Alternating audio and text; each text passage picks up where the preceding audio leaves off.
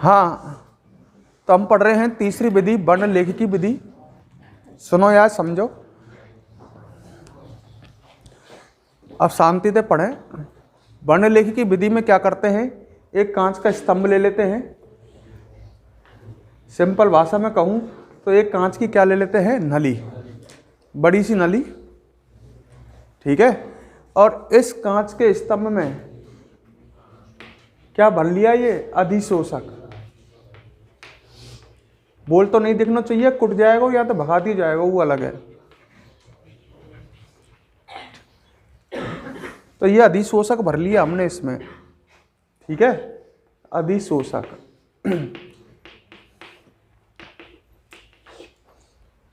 यहां तक क्लियर। फिर इसमें क्या करते हैं, इस कांच की नली में या इस स्तंभ में हम रैसेमिक मिश्रण डालते हैं।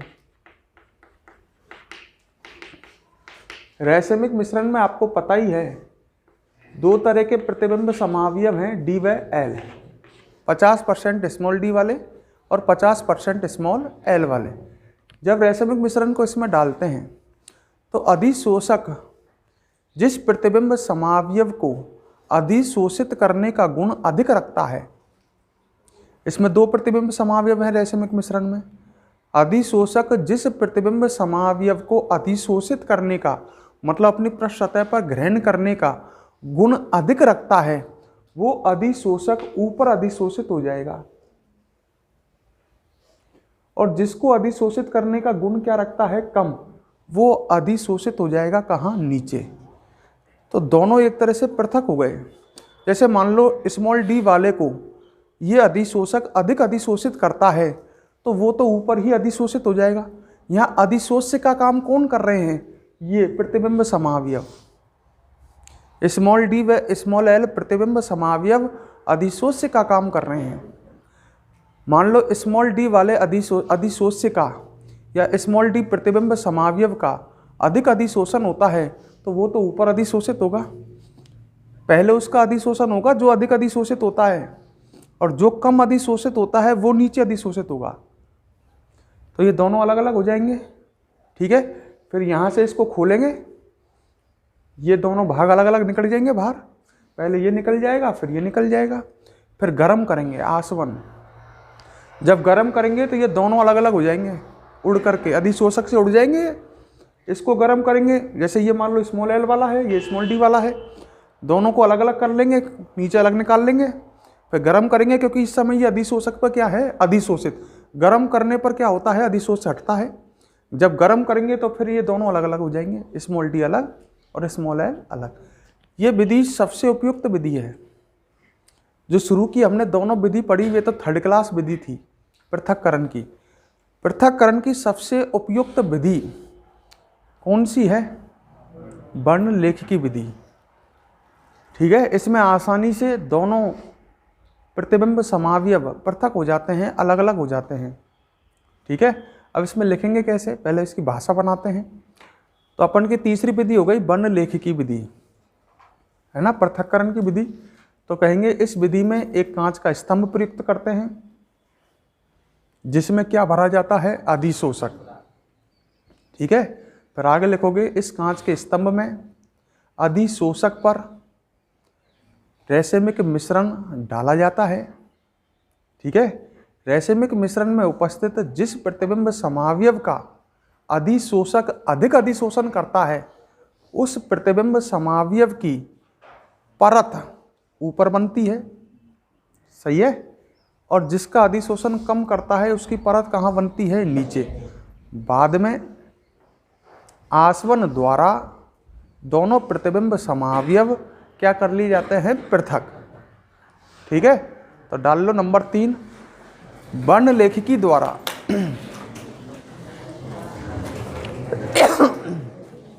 वर्ण लेखिकी द्वारा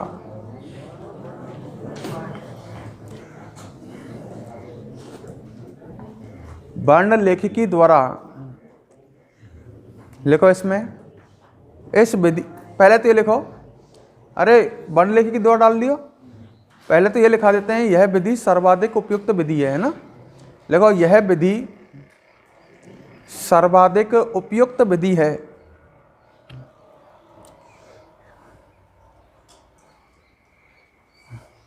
यह विधि सर्वाधिक उपयुक्त विधि है। सर्वाधिक उपयुक्त विधि है।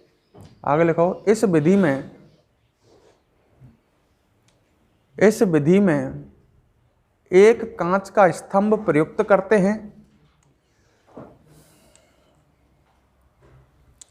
इस विधि में एक कांच का स्तंभ प्रयुक्त करते हैं। ठीक है, एक कांच का स्तंभ प्रयुक्त करते हैं। क्लियर? आगे लिखो, इस कांच के स्तंभ में अधिशोषक भरा जाता है। इस कांच के स्तंभ में अधिशोषक भरा जाता है।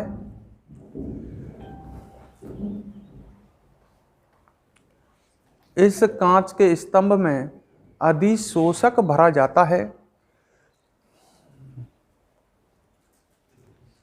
ठीक है, क्या भरते हैं? अधिशोषक। क्लियर? आगे लिखो, इस अधिशोषक पर रैसेमिक मिश्रण प्रवाहित करते हैं। इस अधिशोषक पर रैसेमिक मिश्रण प्रवाहित करते हैं।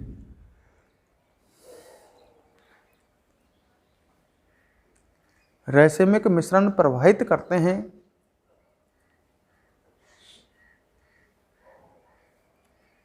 ठीक है, आगे लिखो, रैसेमिक मिश्रण में उपस्थित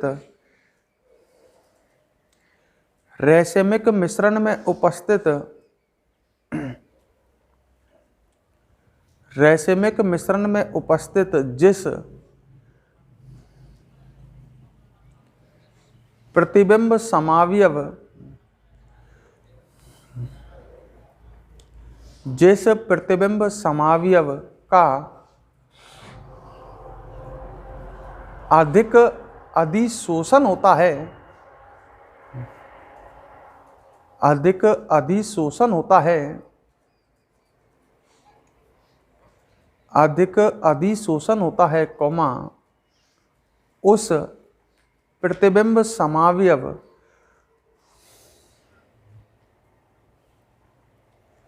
उस प्रतिबिंब समावयव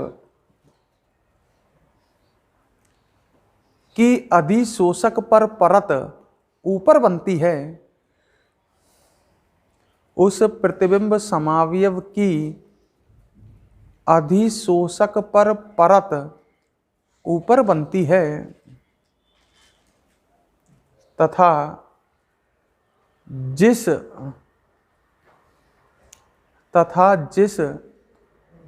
प्रतिबिंब समावयव का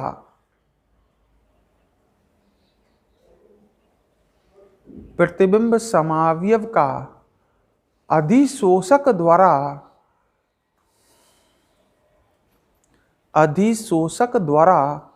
कम अधिशोषण होता है,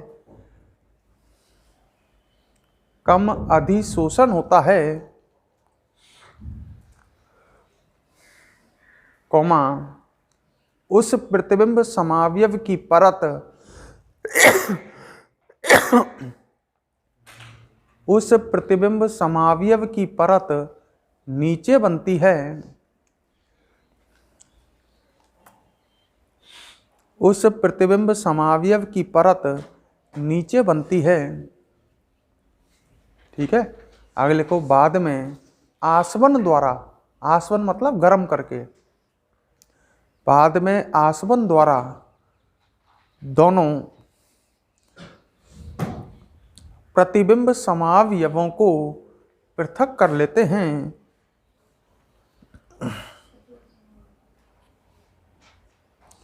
आसवन द्वारा दोनों प्रतिबिंब समावयवों को पृथक कर लेते हैं। ठीक है, तो हम कितनी विधि पढ़ चुके हैं? 3। और लास्ट विधि और समझ लो, नंबर 4 रासायनिक विधि। और ढंग से इधर ध्यान दें।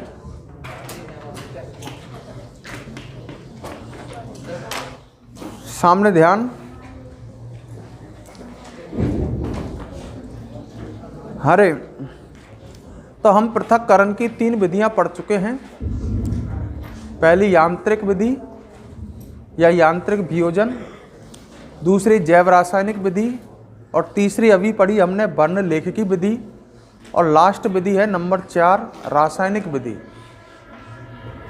पहले इसमें सुनो ढंग से।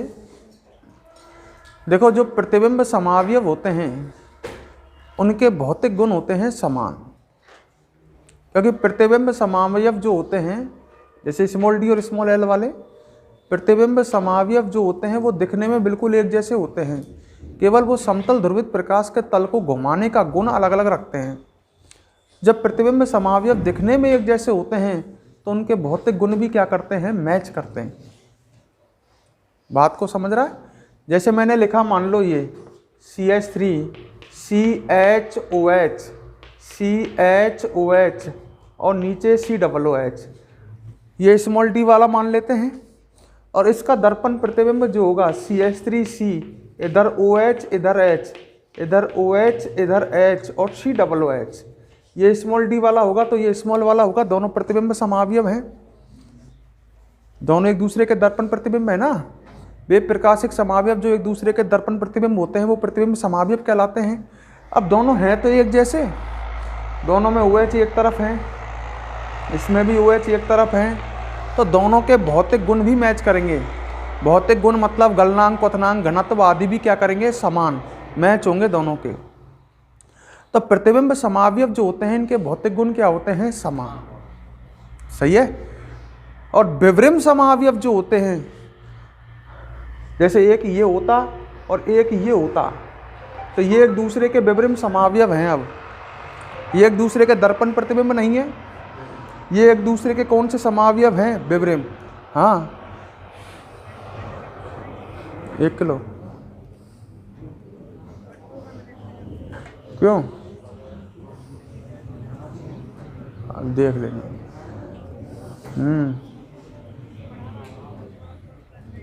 अब तो रखे ना, यहीं पे आवे कोई। हाँ, बात को सुनो। जो विवरिम समावयव होते हैं इनके भौतिक गुण मैच नहीं करते हैं, क्योंकि विवरिम समावयवों की स्ट्रक्चर अलग अलग होती है। इसमें दोनों OH एक तरफ हैं, इसमें एक OH इधर है, एक OH इधर है। जब इनकी स्ट्रक्चर डिफरेंट हो जाती है तो इनके भौतिक गुणों में भी क्या आ जाता है, अंतर। सीधी सी बात है, इनके द्विध्रुव आघूर्ण चेंज हो जाएंगे। और आपने पढ़ा होगा द्विध्रुव आघूर्ण जब चेंज होते हैं तो गलनांक, क्वथनांक सब प्रभावित होते हैं। ध्यान है का?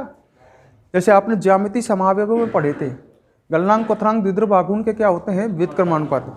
अब विवरिम समावयवों में तो द्विध्रुव आघूर्ण अलग अलग आएगा। इस बंद में द्विध्रुव आघूर्ण ऐसे होगा और इसमें एक ऐसे और ऐसे आएगा, तो द्विध्रुव आघूर्ण इनके चेंज हो रहे हैं तो गलनांक, क्वथनांक वगैरह भी चेंज हो जाएंगे। बात को समझने की कोशिश करो। मैं एक बात शॉर्ट में कहता हूं कि जो प्रतिबिंब समावयव होते हैं इनके भौतिक गुण होते हैं समान, और विवरिम समावयव जो होते हैं इनके भौतिक गुण क्या होते हैं, अलग अलग। अच्छा, अपने पास रैसमिक मिश्रण है, सोचना उसमें प्रतिबिंब समावयव है। अगर उनके प्रतिबिंब समावयव भी तो है रैसमिक मिश्रण में, स्मॉल डी और स्मॉल एल वाले।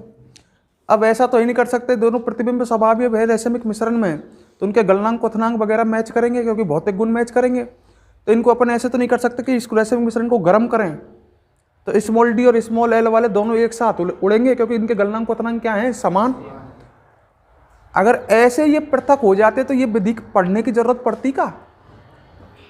भाई यांत्रिक विधि, वर्ण लेखकी विधि, ये क्या को पढ़ते अपन?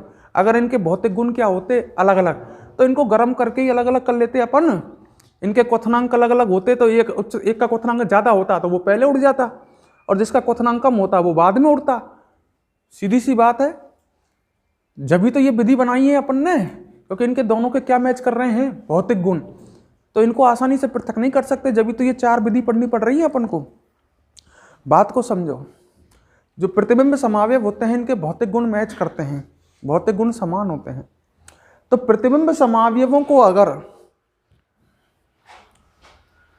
प्रतिबिंब समावयव हैं अपने पास, इनके आपको पता ही है क्या समान है, भौतिक गुण। सही है।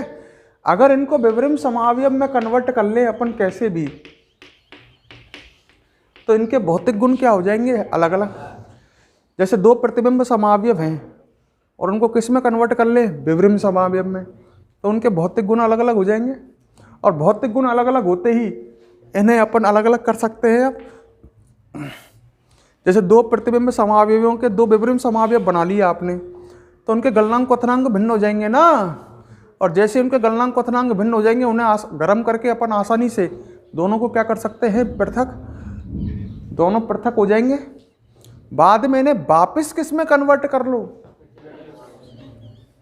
जब दोनों पृथक हो जाएं उसके बाद वापिस इन्हें प्रतिबिंब समावयव में कन्वर्ट कर लो, तो आपके पास दोनों प्रतिबिंब समावयव अलग अलग हो चुके हैं। मेरी बात समझो मैं क्या कह रहा हूँ, कि प्रतिबिंब समावयव के भौतिक गुण समान होते हैं।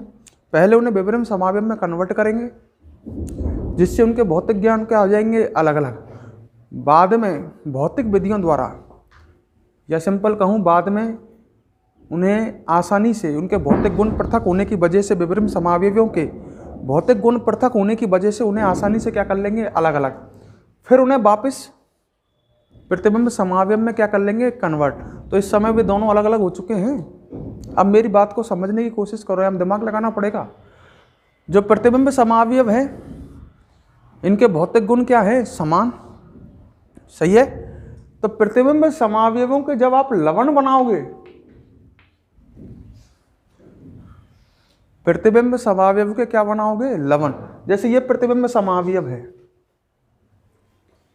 ये दोनों प्रतिबिंब समावयव, मान लो दोनों तरफ OH है। जब इनके लवण निर्मित करोगे, सही है, तो जब इनके लवण निर्मित करते हैं तो ये प्रतिबिंब से किस में कन्वर्ट हो जाते हैं, विवरिम में। अब आपको ये इस पर ध्यान नहीं देना है कैसे होते हैं, आपको ये याद रखना है कि जब प्रतिबिंब समावयवों के हम लवण बनाते हैं तो वो किस में कन्वर्ट हो जाते हैं, विवरिम में। तो वो विवरिम समावयव में कन्वर्ट हो जाएंगे, सही है। बाद में इनके भौतिक गुण अलग अलग होंगे, और भौतिक गुण अलग अलग होने के कारण वे विवरिम समावयव क्या हो जाएंगे, पृथक पृथक। फिर वे पृथक जो आपने विवरिम समावयव किए उनका वापिस जल अपघटन करो, तो जल अपघटन करने पर वापिस ये बन जाएंगे। अरे किसी लवण का हम जल अपघटन करते हैं तो वापिस वही अम्ल वगैरह मिल जाते हैं। अरे यार, जैसे लवण है NaCl, इसका जल अपघटन करते हैं हम तो वापिस NaOH और HCl ना मिल सकेगा, सही है।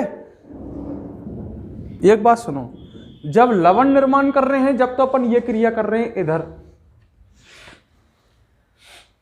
जैसे तुम्हारा ये विवरिम समावयव मान लो अम्लीय प्रकृति का है, तो यहाँ की क्रिया छारते करा करके क्या बनाएंगे, लवण। और लवण को वापिस जब तू जल अपघटन कराएगा तो वापिस वही तो मिल जाएंगे, अम्ल और क्षार। बात को समझने की कोशिश करो। तो जो प्रतिबिंब समावयव हैं उनका लवण निर्माण कर उन्हें विवरिम समावयव में कन्वर्ट करेंगे।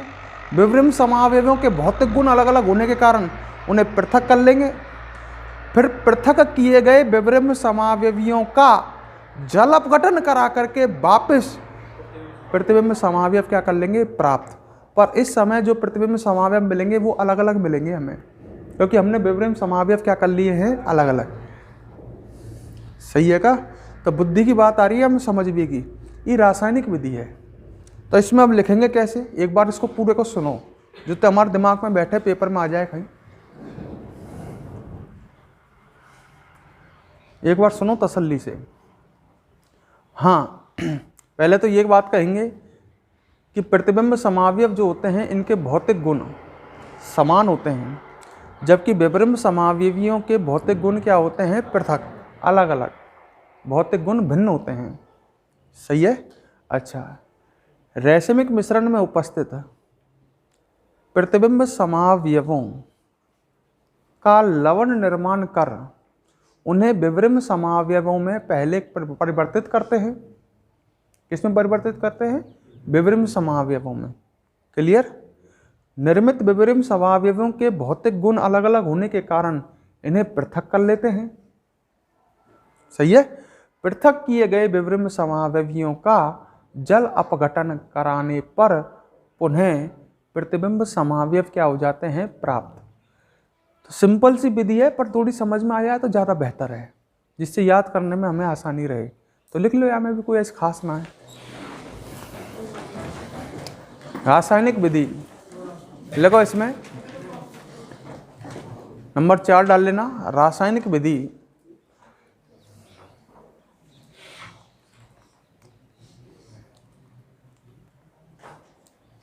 डाल लिया?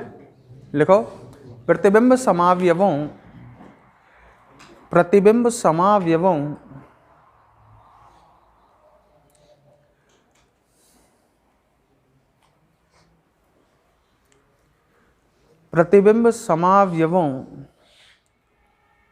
के भौतिक गुण समान होते हैं।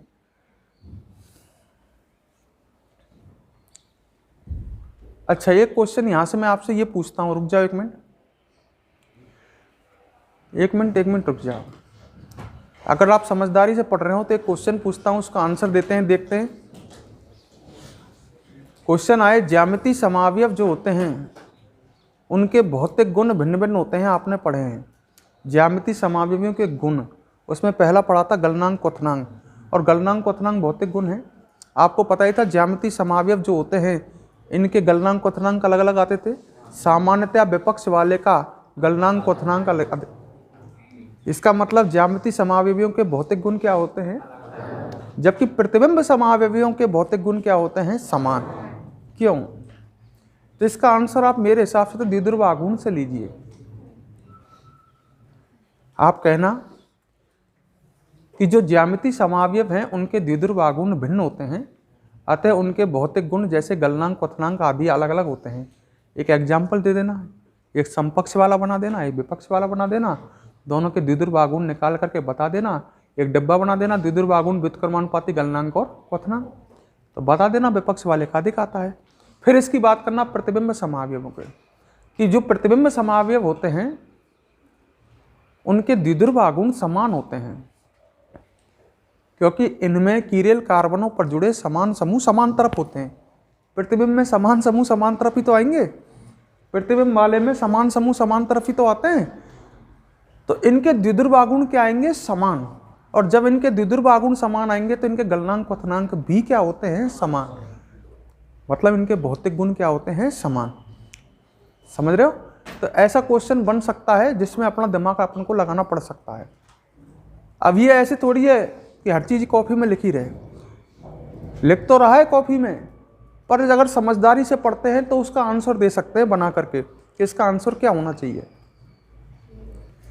ठीक है, अपन क्या लिख रहे थे कि प्रतिबिंब समावयवों के भौतिक गुण समान होते हैं, जबकि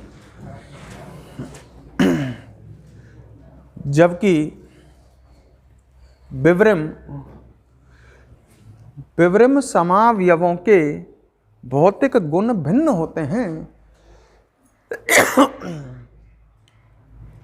विवृम समावयवों के भौतिक गुण भिन्न होते हैं।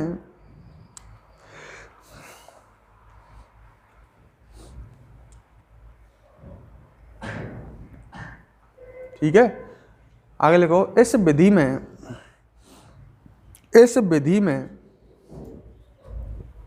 रैसिमिक मिश्रण में उपस्थित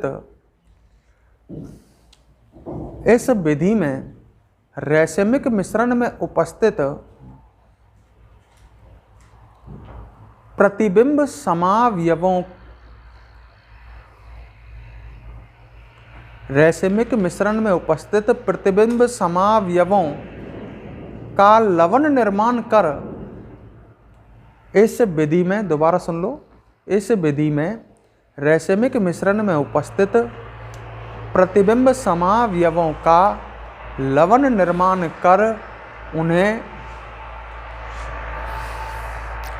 विवृम समावयव में परिवर्तित कर लेते हैं। विवृम समावयव में परिवर्तित कर लेते हैं। आगे लिखो, निर्मित विवृम समावयवों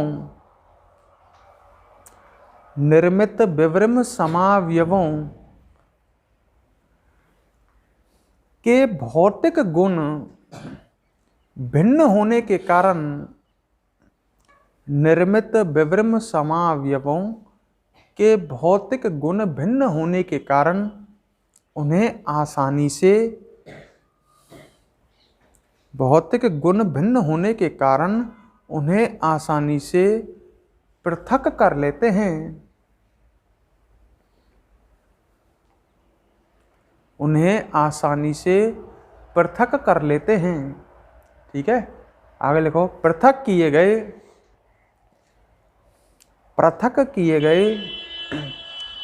विवृम समावयवों,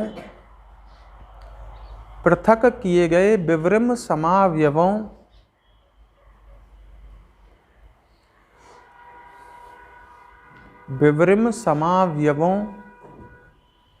का जल अपघटन कराने पर पुनः प्रतिबिंब समावयव प्राप्त हो जाते हैं। पुनः प्रतिबिंब समावयव प्राप्त हो जाते हैं।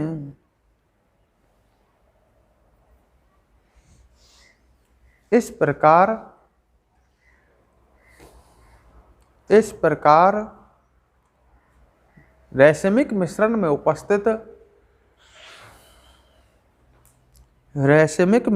उपस्थित दोनों प्रतिबिंब समावयवों को पृथक कर लेते हैं।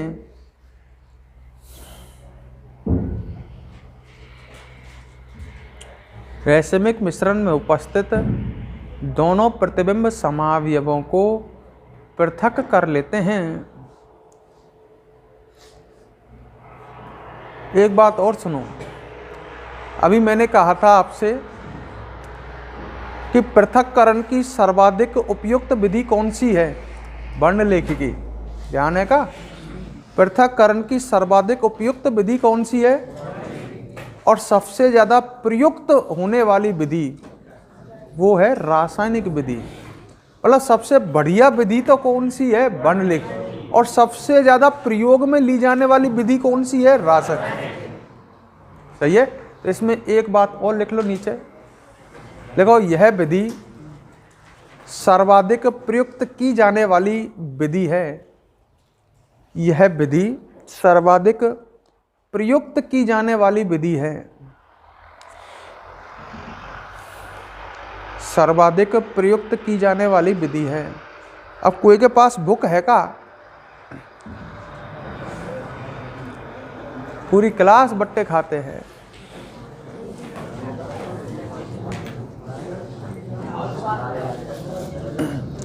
अब आगे बुक के क्वेश्चन ने मैं थोड़ा सा डिस्कस कर लेता हूं।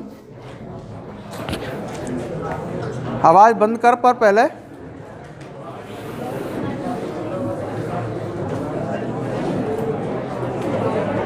अरे पहले चुप हो जा, चुप। देखो सबसे पहले तो इसमें ढंग से सुन लेना और समझ लेना। सबसे पहले है बहुविकल्पीय प्रश्न, मतलब multiple choice question, objective question. Question number 1 है, आवाज बंद कर नहीं तो मैं अगला चैप्टर स्टार्ट करूंगा। क्वेश्चन नंबर 1 है, ये खचड़ पचड़ आवाज।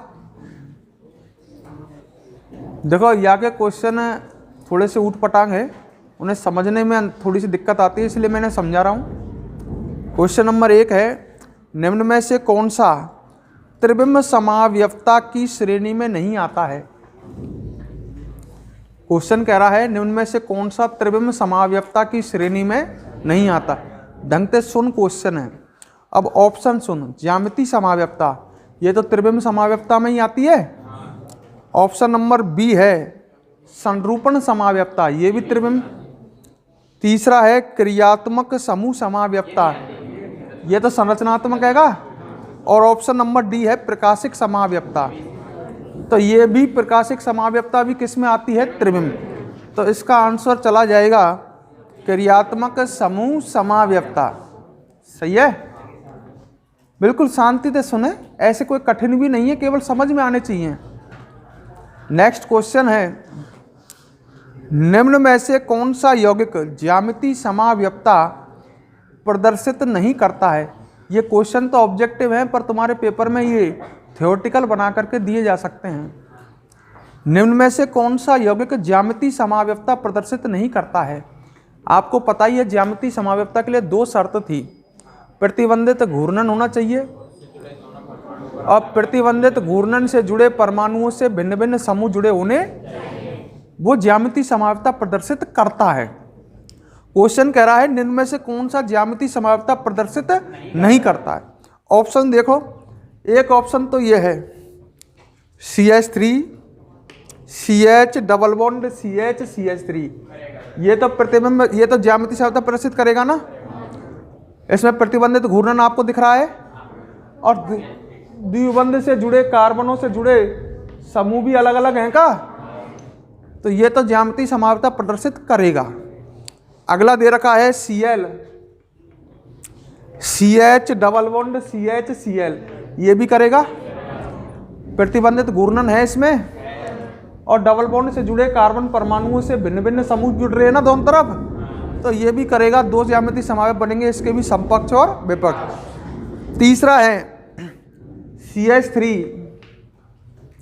COH डबल बॉन्ड COH और CH3, ये भी करेगा, प्रतिबंधित घूर्णन है और इससे जुड़े परमाणुओं से भिन्न भिन्न समूह जुड़ रहे हैं का, तो अपने आप तुझे आइडिया लग गया होगा कि शायद जो D बच रहा है वो ही नहीं करेगा। अब D कौन सा है, इसको ऑप्शन को भी देख लो, CH3 का होल ट्वाइस। अभी सुन ले, ये 2 समूह है का, 2 है, दोनों ही का है CH3, फिर C डबल बॉन्ड। अब समझ गए होंगे तुम, यहाँ में आगे मुँह लिखने की जरूरत है का, चल आगे लिख दिया मैंने CH CH3, प्रतिबंधित घूर्णन तो यहाँ में भी है, पर यह कार्बन से जुड़े दोनों समूह समान ना है का, ये ज्यामिति समाव्यपता प्रदर्शित नहीं, तो इसका आंसर जाएगा D। ठीक है, नेक्स्ट क्वेश्चन है, तसल्ली से सुनियो और बात में मत लगे। क्वेश्चन अगला कह रहा है, प्रकाशिक समाव्यपता के संदर्भ में कौन सा कथन सत्य है?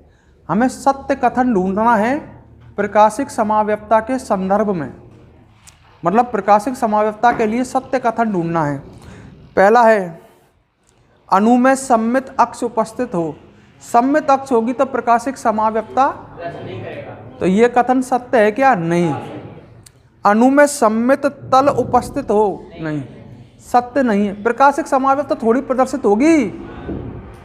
तीसरा कह रहा है, अणु में सममित केंद्र उपस्थित हो, तो लास्ट है उक्त में से कोई नहीं। हाँ, ये जाएगा इसका आंसर, उक्त में से कोई नहीं, मतलब इनमें से कोई नहीं होना चाहिए अगर प्रकाशिक समाव्यपता प्रदर्शित हो तो।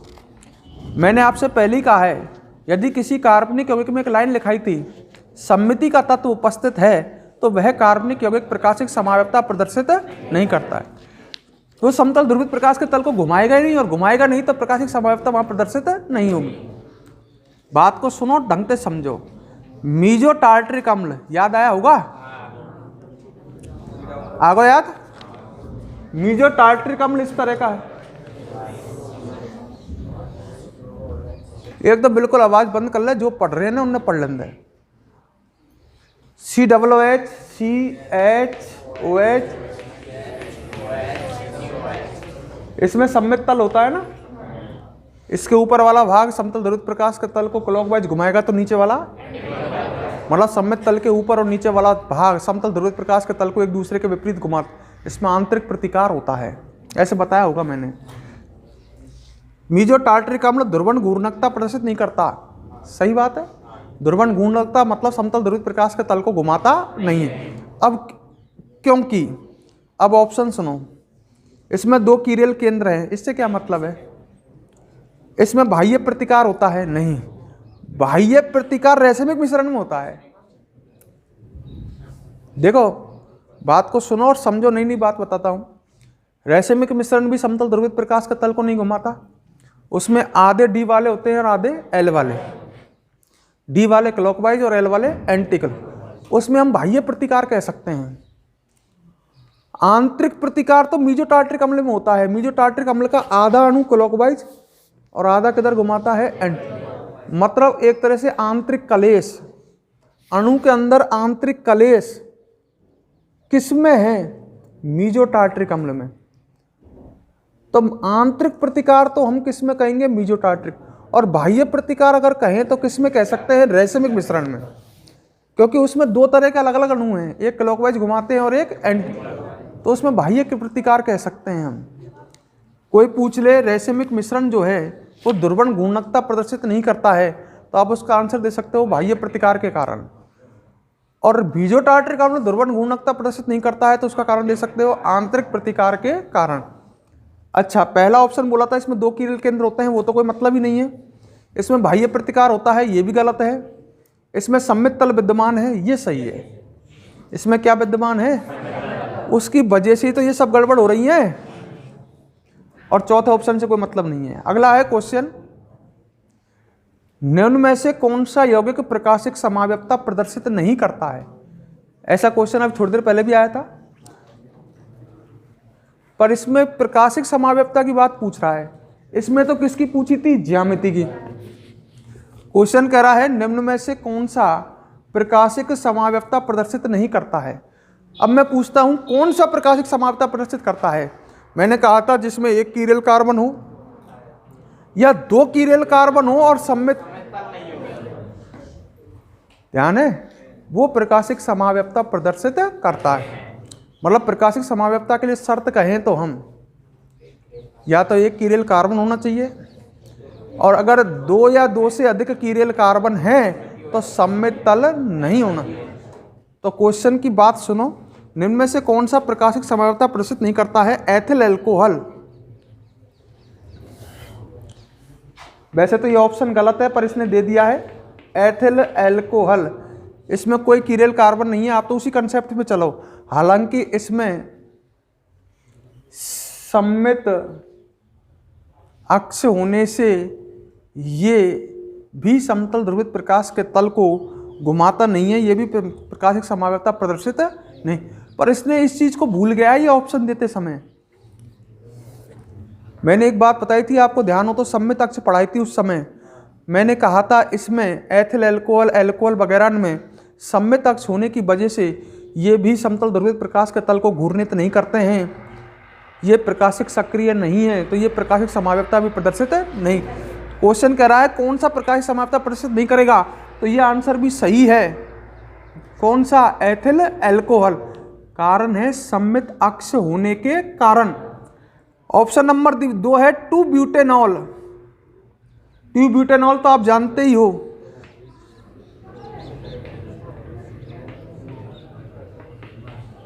यही आएगा कि 2 ब्यूटेनॉल। इसमें कीरेल कार्बन है 1, और कीरेल कार्बन होने की वजह से, 1 कीरेल कार्बन होने की वजह से ये प्रकाशिक समाव्यक्ता प्रदर्शित करेगा, जबकि ढूंढने हमें वो है जो प्रकाशिक समाव्यक्ता प्रदर्शित नहीं कर, तो ये नहीं करेगा एक तो सम्मित अक्ष होने के कारण। ऑप्शन नंबर 3 है 2 क्लोरोप्रोपेन। 2 क्लोरोप्रोपेन,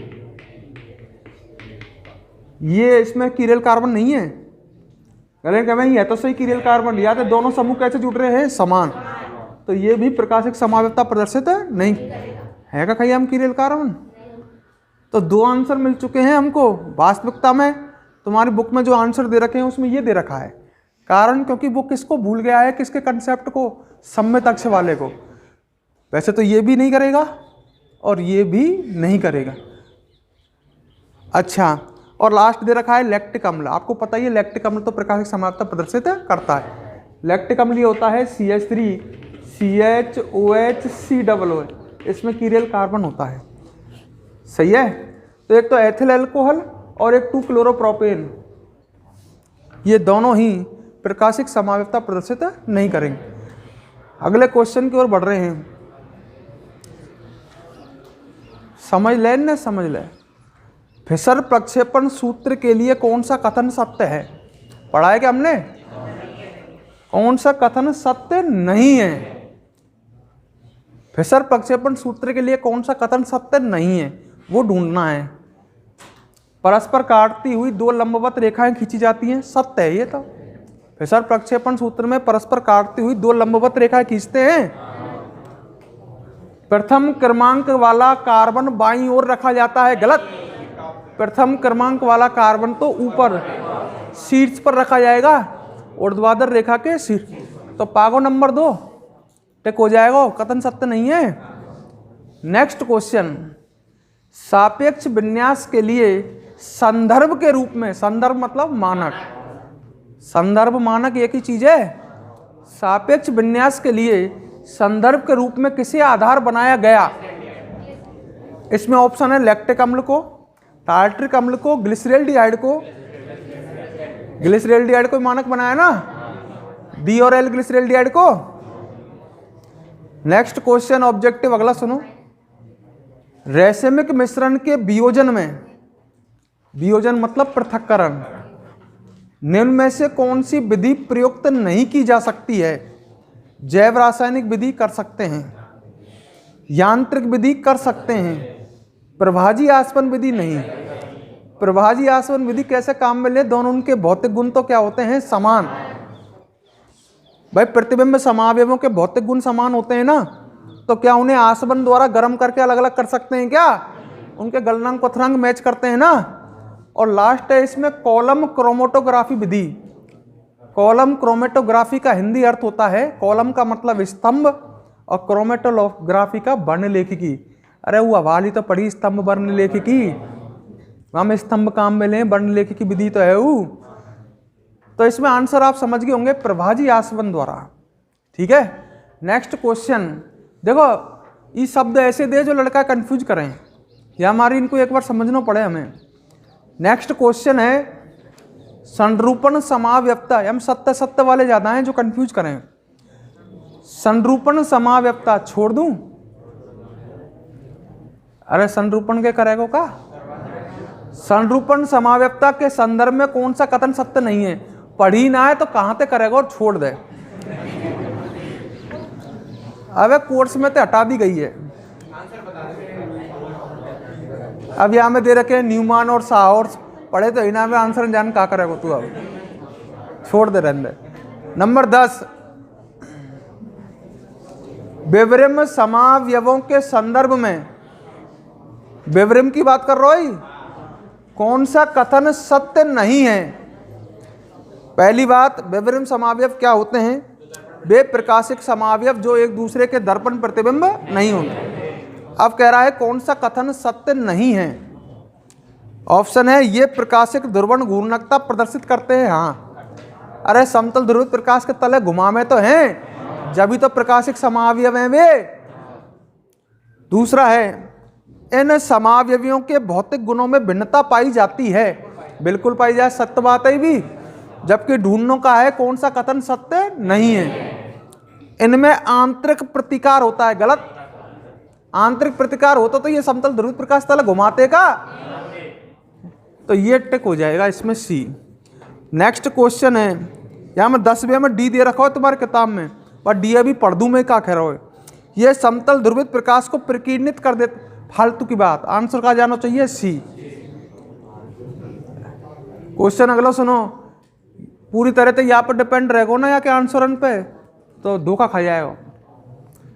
अति लघुत्तरात्मक समाव्यपता को परिभाषित कीजिए। बेकार, थर्ड क्लास क्वेश्चन पेपर में नहीं आ सकता। त्रिविम समाव्यपता से क्या तात्पर्य है? ये भी थर्ड क्लास क्वेश्चन। प्रकाशिक सक्रियता क्या है, या तो पता सके? ऐसे यौगिक जो समतल ध्रुवित प्रकाश के तल को घूर्णित करते हैं प्रकाशिक सक्रिय कहलाते हैं, और यह गुण अति लघुत्तरात्मक है। एक एक लाइन में आंसर देना है। प्रकाशिक समाव्यपता के लिए आवश्यक शर्त, एक कीरेल कार्बन होना चाहिए, 2 हैं तो सम्मितल, सम्मितल नहीं होना चाहिए। सम्मिति के तत्व बताइए, 3 है का? सम्मित, मीजो रूप। क्वेश्चन कह रहा है मीजो रूप प्रकाशिक सक्रिय नहीं होता है, क्यों? कई तरह से आंसर दे सकते हैं।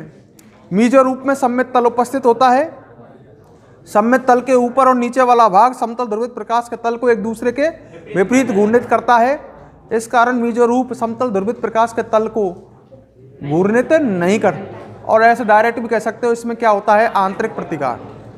रेशमीकरण क्या है, रेशमिक मिश्रण निर्माण की प्रक्रिया। लघुत्तरात्मक संरूपण को अब तक ये कि क्वेश्चन आया हो हमें, लघुत्तरात्मक क्वेश्चन सुन लो। ध्रुवण घूर्णकता को परिभाषित कीजिए, कर देगा। उदाहरण से समझाइए कि यह कैसे अणुओं में मिलती है। ऐसे अणुओं में मिलती है जिनमें कीरियल कार्बन होता है, या दो कीरियल कार्बन हो और सममित तल नहीं हो, वे तो समतल ध्रुवित प्रकाश के तल को घुमाएंगे।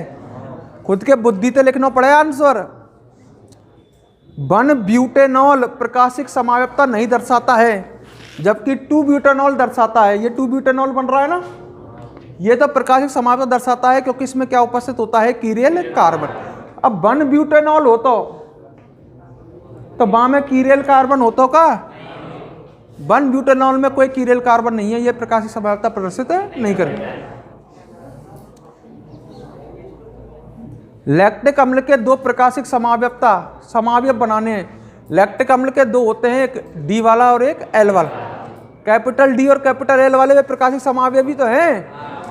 अरे मैंने लैक्टिक अम्ल में एक कीरियल कार्बन हुए तो या के 2 बनेंगे, बताए मैंने तुमको कैसे कैसे बनाने।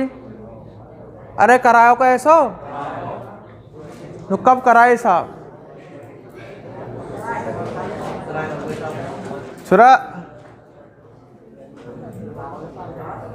देखिए एक क्वेश्चन इसमें दे रखा है, पर इसमें अपनी जो किताब है इसमें कहीं इसका जिक्र नहीं है। क्वेश्चन कह रहा है उपयुक्त उदाहरण देकर रेशमीकरण की व्याख्या कीजिए। सुन लेकर बात ने समझ ले। क्वेश्चन कह रहा है उपयुक्त उदाहरण देकर रेशमीकरण की क्या कीजिए, व्याख्या। रेशमीकरण आपको पता है रेशमिक मिश्रण बनाने की विधि है। अब कोई ऐसी विधि की व्याख्या करनी है हमें जहां पे अपन का बना सके रेशमिक मिश्रण। अपनी जो चैप्टर अपन ने पढ़ो वहां कहीं रेशमिक मिश्रण बनाने की विधि नहीं पढ़ी हमने रेशमिक मिश्रण के पृथक्करण की विधि पढ़ी। देख बात, अरे जो पढ़ने आया है वह पढ़ लेंगे, तेरी बात इंपॉर्टेंट ना है, और पीछे तो ये रो तो दिखाऊंगा जब रिजल्ट आएगा। अब तो समझेगा नहीं। क्वेश्चन क्या कह रहा है, रेशमीकरण की व्याख्या करनी है उदाहरण सहित। और रेशमीकरण क्या होती है, रेशमिक मिश्रण बनाने की विधि। तो रेशमिक मिश्रण बनाने की विधि की व्याख्या करनी है, और कहीं हमने ऐसा तो पढ़ा नहीं है। हमने रेशमिक मिश्रण के पृथक्करण की विधि तो पढ़ी है, रेशमिक मिश्रण बनाने की विधि नहीं पढ़ी। अब मैं आपको बताता हूं, थोड़ा सा आप पीछे जाना पड़ेगा, इस चैप्टर में तो है नहीं। चैप्टर नंबर 10 ध्यान है, वहां तुमने नाविक स्नेही प्रतिस्थापन अभिक्रिया पढ़ी थी, SN1 और SN2। तो वहां रेशमिक मिश्रण बनता था, एक विधि थी।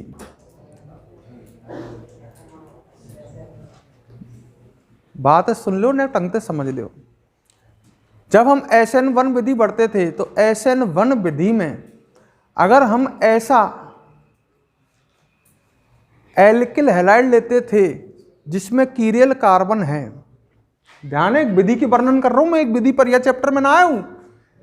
ऐसा एल्किल हैलाइड ले लिया मैंने, ढंग से देखो, ये A यहां जुड़ रहा है C, और यहां मान लो B, ऊपर B है, यहां D और यहां जुड़ रहा है Cl।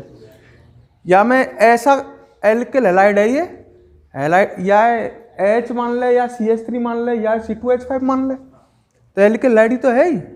ये एक एल्किल हैलाइड ऐसा है जिसमें कीरियल कार्बन उपस्थित है। अगर ये एल्किल हैलाइड SN1 अभिक्रिया देता है तो SN1 अभिक्रिया के फर्स्ट स्टेप में आपको पता होगा हैलोजन हट करके क्या बनता है, कार्ब कैटायन। अब यह कार्ब कैटायन बन गई एल्किल हैलाइड पे। फिर सेकंड स्टेप में कौन अटैक करेगा, नाविक स्नेही, सही है। अब नाविक स्नेही जब अटैक करेगा, नाविक स्नेही होगा माइनस वाला, वो ये समतल हो गया, क्योंकि इसमें इस कार्बन का संग्रहण क्या हो गया, sp2। तो वो आगे से भी अटैक कर सकता है और पीछे से भी। तो यहां पर स्मॉल डी और स्मॉल एल का मिश्रण बनेगा। जब ये आगे से अटैक करेगा तो इस तरह का यौगिक बन सकता है BAD, और यहां क्या जुड़ जाए NU, और ये पीछे से अटैक करेगा तो जो दूसरा बनेगा वो इसका क्या बनेगा, दर्पण प्रतिबिंब। तो स्मॉल डी और स्मॉल एल को क्या बनेगा, मिश्रण। तो SN1 विधि से हम रैसेमिक मिश्रण बना सकते हैं। अगर हम कोई ऐसा एल्किल हैलाइड लें, ये वहाँ पढ़ाया गया है, लिख भी रहा है वहाँ पर चैप्टर नंबर 10 में। अगर हम कोई ऐसा एल्किल हैलाइड लें जिसमें कीरेल कार्बन है, तो वह एल्किल हैलाइड SN1 क्रिया विधि द्वारा या SN1 अभिक्रिया द्वारा रैसेमिक मिश्रण का क्या करता है, निर्माण। तो मैं यहाँ डिस्कस नहीं कर रहा हूँ, वहाँ पर लिखा हुआ है तुम्हारी कॉपी में ये, पर इसमें है ही नहीं कहीं कॉपी, इसमें इस चैप्टर में तो है ही नहीं। पर रैसेमिक मिश्रण बनाने का एक तरीका अपन ने ये वहाँ पर पढ़ा था, चैप्टर नंबर कहाँ पर, 10 में। SN1 विधि से हम क्या बना सकते हैं, रैसेमिक मिश्रण। पर हमको एल्किल हैलाइड ऐसा लेना पड़ेगा जिसमें क्या उपस्थित हो, कीरेल कार्बन। तो यहाँ तो छोड़ते हैं इसको, यहाँ में यही चैप्टर में तो वैसे मैंने पढ़ा दिया है, तुम्हारा काम आ जाएगा। वहाँ पे और बता दूंगा जब एक बार रिवीजन करेंगे ना, तो वहाँ पर इसको एक बार और डिस्कस कर लेंगे SN1 बारे में। आगे देखो, उपयुक्त उदाहरण देकर एरिथ्रो व थ्रियो युग्म को समझाइए। समझा सकें का, एरिथ्रो और काई को, थ्रियो, उदाहरण दे करके। पहले उदाहरण लिखना है, फिर एरिथ्रो और थ्रियो के बारे में बता देना। वे प्रकाशिक समावयव जिनमें कीरेल कार्बनों पर समान समूह कहाँ हो, समान तरफ। निरपेक्ष विन्यास से आप क्या समझते हैं, बताना पड़ेगा आपको, समझाना पड़ेगा। संरूपण और विन्यास में अंतर समझाइए, या तो कर सकें। संरूपण और विन्यास में अंतर, विन्यासीय समावयव जो होते हैं वे कमरे के ताप पर एक दूसरे में आसानी से परिवर्तित नहीं होते हैं, क्योंकि जब विन्यासीय समावयव एक दूसरे में परिवर्तित होते हैं तो बंध टूटते हैं, जबकि संरूपण समावयव कमरे के ताप पर एक दूसरे में आसानी से क्या हो जाते हैं, पर।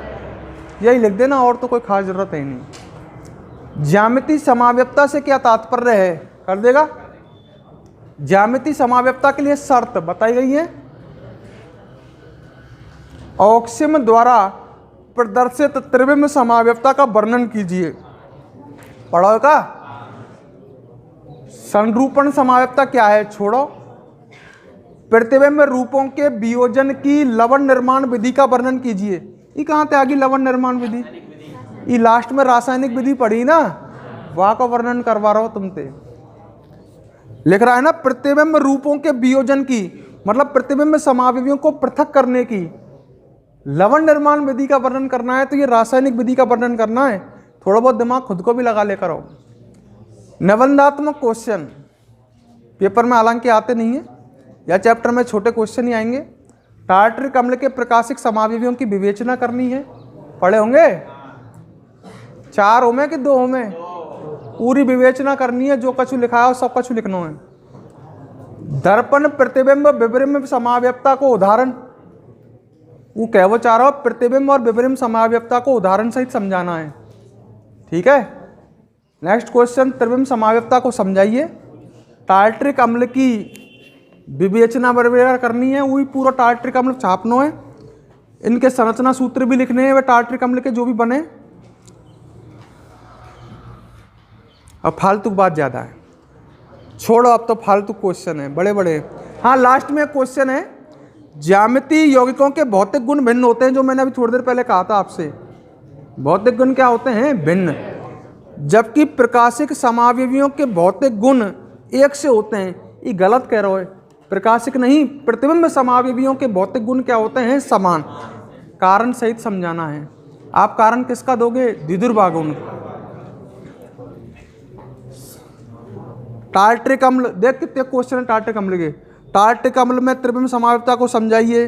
टार्टरिक अम्ल के कितने प्रकाशिक समावयव संभव हैं,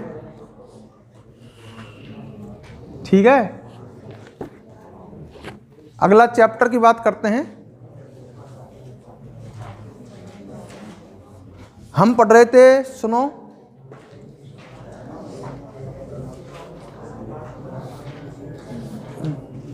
पहली बात तो फिर ये जो आपने 16वां चैप्टर पढ़ा है इसमें छोटे क्वेश्चन आते हैं पेपर में, बड़े क्वेश्चन नहीं आते हैं, ठीक है। तो ऐसा क्वेश्चन तो नहीं,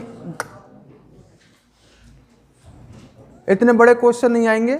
ज्यादा आपसे क्या कहेगा, टार्टरिक अम्ल के प्रकाशिक समावयव बनाइए, सही है। इतने बड़े क्वेश्चन नहीं आ सकते, पूरा को वर्णन करवावे, ठीक है ना। छोटे क्वेश्चन आते हैं इस चैप्टर में से।